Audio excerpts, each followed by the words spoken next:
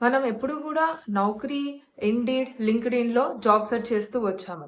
కానీ దాని వలన నాకైతే ఎందుకో పెద్దగా బెనిఫిట్ అనిపియలే. ఇప్పుడు నేను చెప్పబోయే జాబ్ సెర్చ్ ఖచ్చితంగా మీ అందరికీ యూస్‌ఫుల్ అవుతుంది. గాయ్స్, ఇప్పుడు నేను గూగుల్ సెర్చ్ ఓపెన్ చేశాను, చూసారు. అందులో నేను school teacher jobs at Madhapur అని కొట్టాను.